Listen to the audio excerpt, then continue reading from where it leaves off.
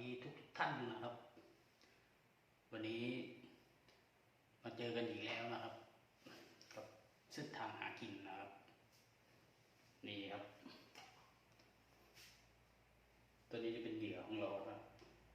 โครงไก่ครับเดี๋ยวเราจะสับโครงไก่ไปดักปลาไหลกันครับวันนี้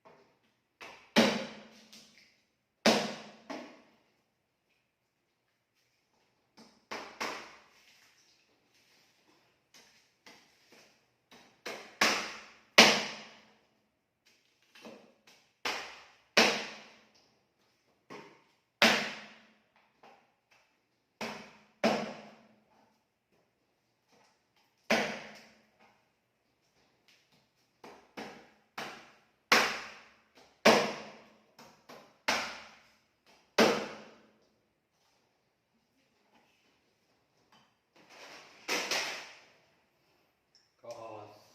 สับเรียบร้อยครับเดี๋ยวเราจะเอาไปเข้าหม้ออบร้อนให้ไขมันมันแตกตัวแล้วจะเอาไปใส่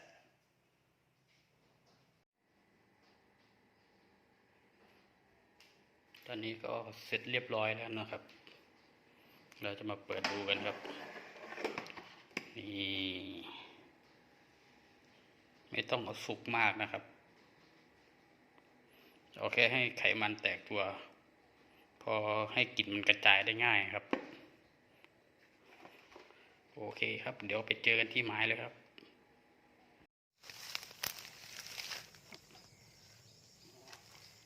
ก็ตอนนี้เราก็ได้มาถึงที่หมายกันแล้วนะครับเหมือนเดิมครับใส่ลงไปเลย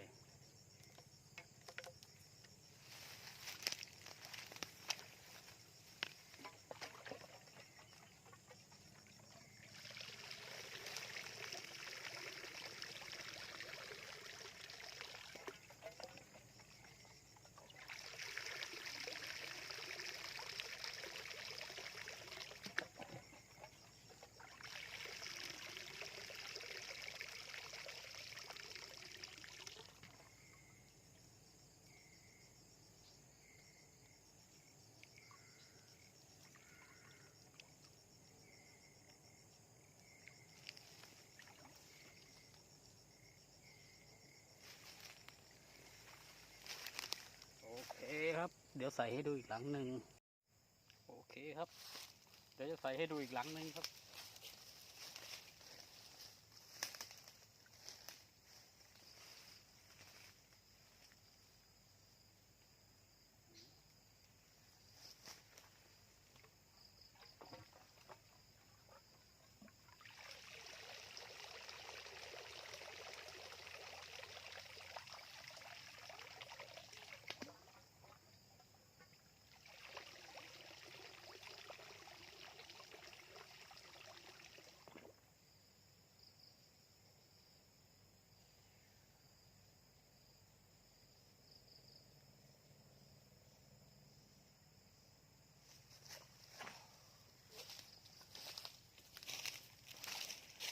ก็เป็นอันเรียบร้อยนะครับสำหรับการใส่บังลันวันนี้เดี๋ยวเรามาลุ้นกันต่อพรุ่งนี้เช้าครับว่าจะหมานไม่หมาน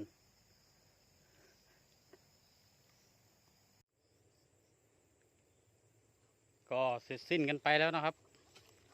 การใส่บังลันนี่ก็มาถ่ายเอาทุ่งนายามเย็นมาฝากครับบรรยากาศทุ่งนายามเย็นแถวบ้านผมก็จะเป็นแบบนี้ครับ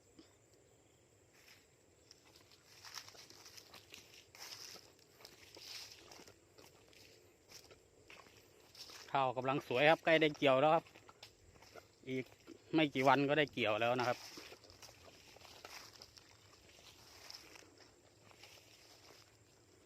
ก็จะสั่นๆหน่อยนะครับมือไม่ค่อยนิ่ง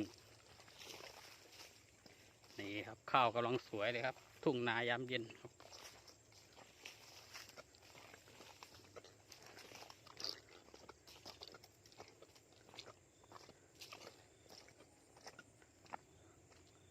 นี่ครับกำลังออกรวงสวยงามครับ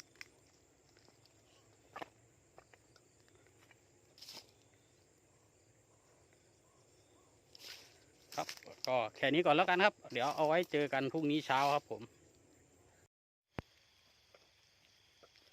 ก็สวัสดีทุกท่านด้วยนะครับกับบรรยากาศยามเช้าครับวันนี้เดี๋ยวเราจะไปดูวังลันกันดูบรรยากาศยามเช้าครับฝนพรำๆครับหน้าหนาวแต่ฝนตกนะครับไม่รู้หน้าหนาวหรือหน้าไหนกันแน่ครับ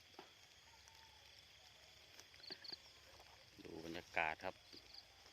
ทุ่งนายามเช้าครับ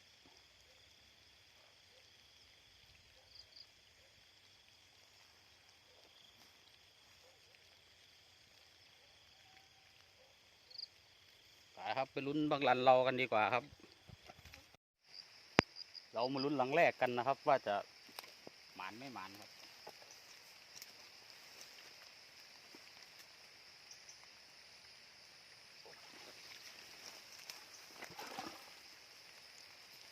โอ้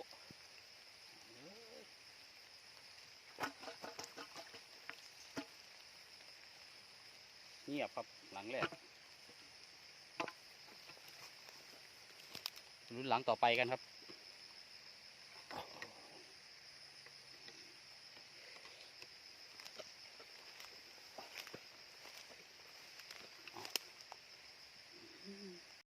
มาลุ้นหลังที่สองกันครับ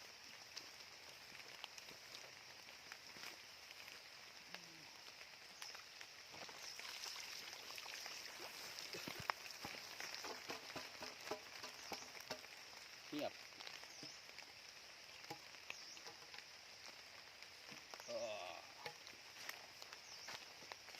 ที่สองก็เงียบนะครับลุ้นหลังที่สามกันครับฝนก็ตกปล่อยๆนะครับ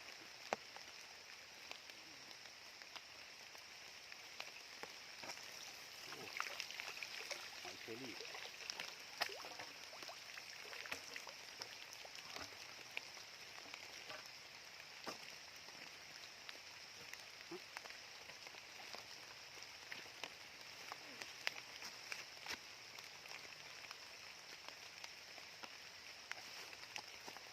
ก็ยังเงียบอยู่นะครับหลังที่สาม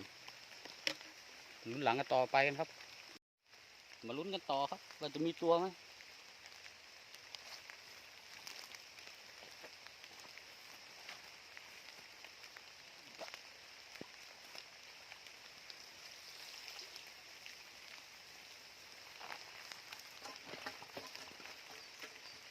เดิมครับ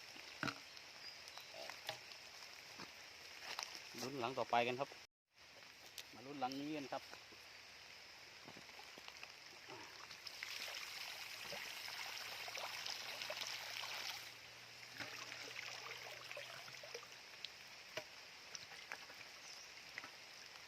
เงียบมาลุ้นหลังนี้กันต่อครับ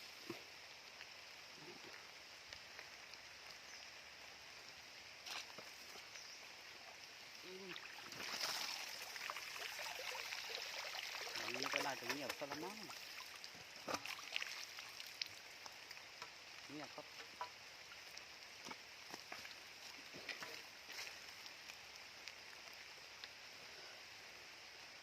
ไปลุ้นหลังต่อไปกันนะครับ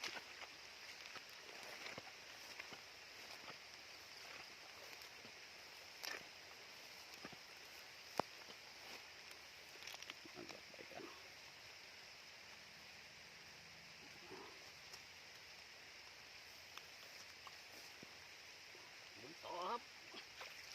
มีจะให้ได้ลุ้นกันบ้างไหมโอ้อันนี้มีตัวครับเยอะด้วยครับหลังนี้หลายตัวครับหลังนี้มีตัวครับหลังนี้มีตัวครับน่าจะหลายตัวด้วยนะครับ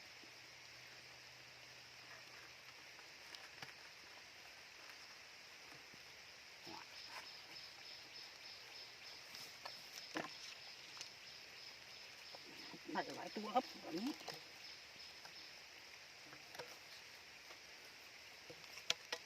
นี่ครับ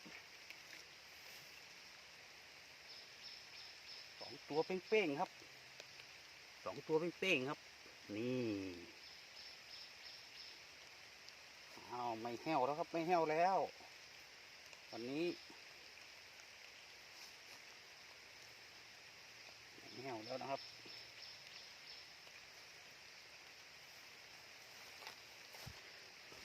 ลุ้นกันอีกหลังครับ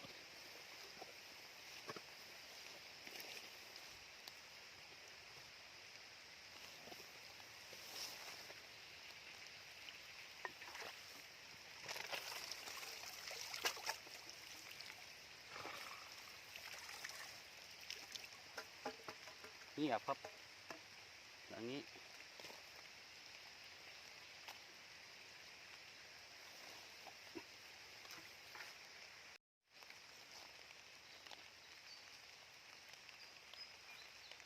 มาลุ้นกันต่อครับจะมีตัวเพิ่มอีกไหมวันนี้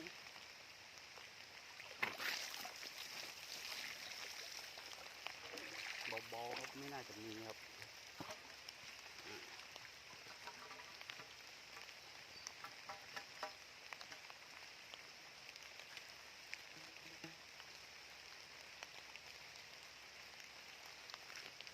โยนเหยื่ออ่อยไว้ก่อนครับเผื่อรอบหน้ามาใส่อีก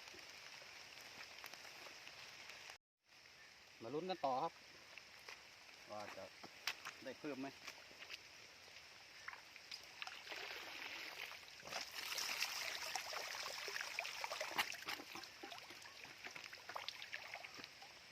มีตัวครับหลังนี้มีตัวครับหลังนี้มีตัวครับมาลุ้นด้วยกันครับลุ้นด้วยกันว่าจะหมานไหมวัดตัวเดียวหรือสองตัวครับลุ้นกันครับ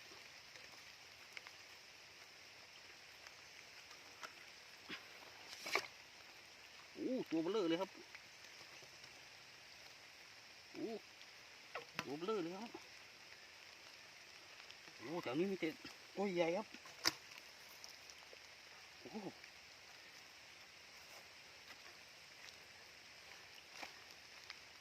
ี่ครับ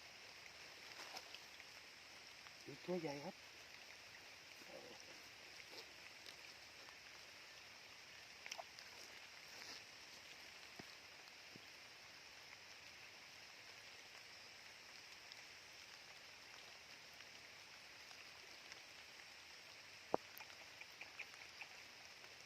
เบลอเลยครับได้4 ตัวแล้วครับ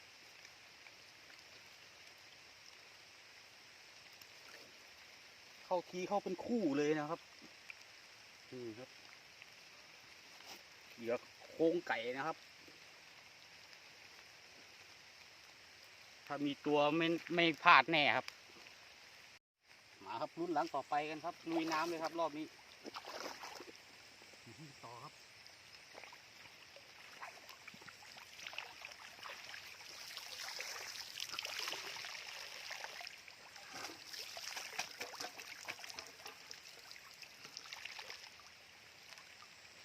ไม่มีครับนี่มันออกได้ครับลำนี้เหยื่อหมดโอ้เหยื่อไม่หมดครับ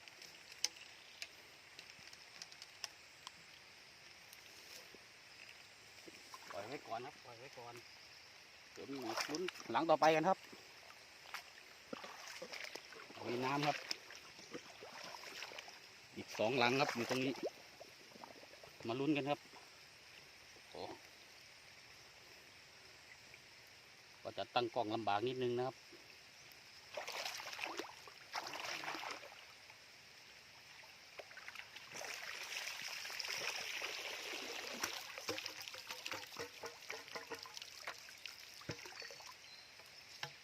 เงียบ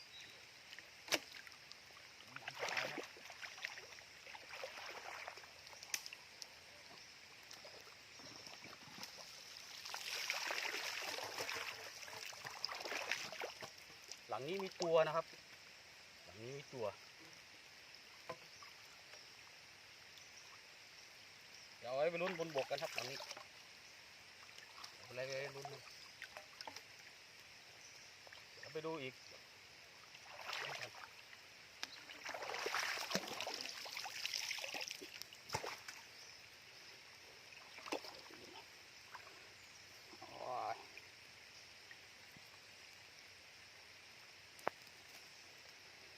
เดี๋ยวไปดูอีก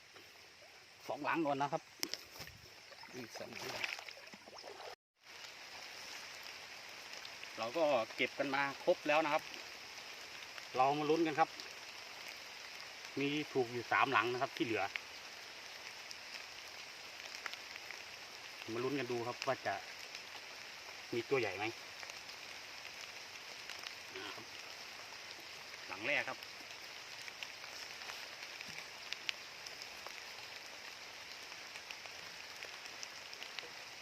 โอ้ใสสวยครับใช้ได้อยู่ครับ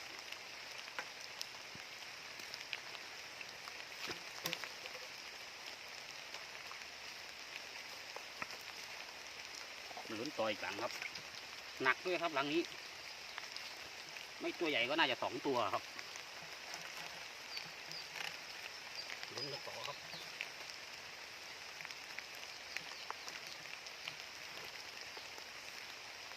โอ้เบลเลอร์เลยครับดูดิครับตัวโอ้ยเกือบออกครับเกือบออกเดี๋ยวไปแล้วครับไปแล้วไปแล้ว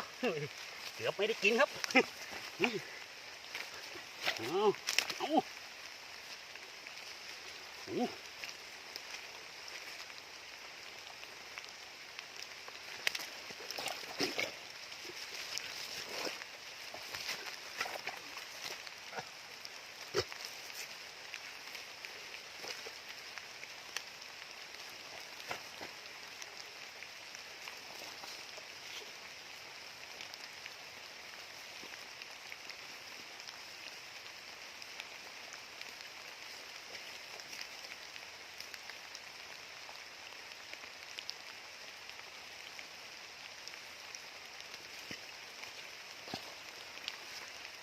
เกือบไม่ได้กินครับดูครับใสเล่นเหนื่อยเลยครับ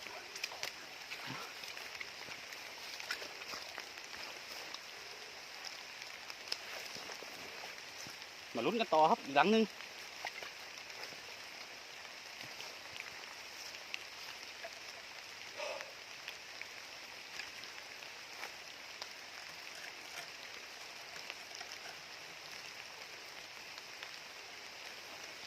โอ้โหอันนี้ก็ใหญ่ครับดูตัวครับโอ้แต่เหมือนจะตายครับตัวนี้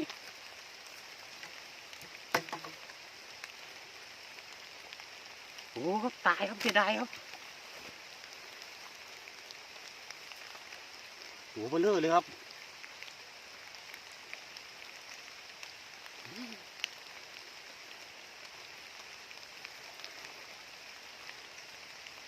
ได้ครับก็ขอขอบคุณทุกท่านนะครับที่เข้ามารับชมครับเดี๋ยวคอยติดตามกันดูนะครับว่ารอบหน้าผมจะพาไปหากินแบบไหนสไตล์ไหนกันอีกครับนี่ครับสรุป